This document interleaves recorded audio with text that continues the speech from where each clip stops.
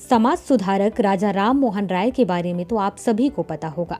22 मई को उनकी 250वीं जयंती मनाई गई। सिविल सर्विस एग्जाम और राज्य के पीएससी एग्जाम को ध्यान में रखते हुए चलिए जानते हैं कि आखिर राजा राम मोहन राय कौन थे, उनका समाज में क्या योगदान रहा है। राजा राम मोहन राय का जन्म 22 मई 1772 को बंगाल प्रेसिडेंसी के एक शहर राधानगर में हुआ था। राजा राम मोहन राय को आधुनिक भारत के पुनर्जागरण के जनक और एक अथक समाज सुधारक के रूप में भी जाना जाता है। राजा राम मोहन राय को राजा की उपाधि अकबर द्वितीय ने दी थी। राजा राम मोहन राय अकबर द्वितीय के प्रतिनिधि के रूप में इंग्लैंड गए। वहां पर उन्होंने ब्रिटिश सरकार से अकबर द्वितीय के लिए पेंशन और भत्तों की मांग रखी। अब जानते हैं कि आखिर इनका सामाजिक योगदान क्या रहा।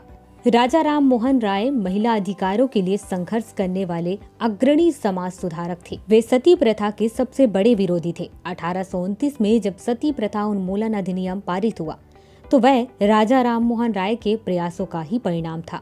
उन्होंने महिलाओं के लिए विरासत और संपत्ति के अधिकार की मांग की।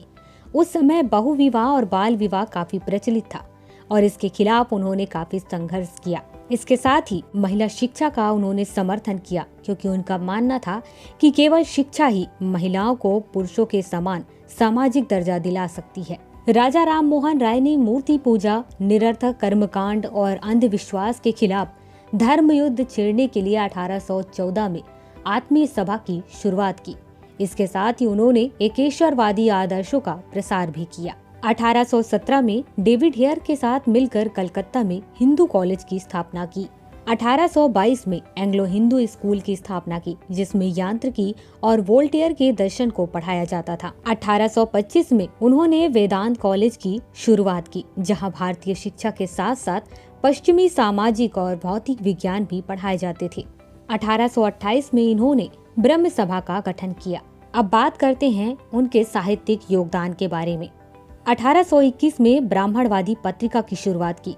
1822 में संवाद कॉमेडी की शुरुआत की। 1804 में तोहफतुल मुवाहिद्दीन की शुरुआत की। 1815 में वेदांत ग्रंथा की शुरुआत की। 1816 में वेदांत सार, केनो उपनिषद, ईशो उपनिषद की शुरुआत की और 1817 में कठोपनिषद की शुरुआत की। इसके साथ ही मिरात उल अखबार की शुरुआत भी इन्होंने ही की थी।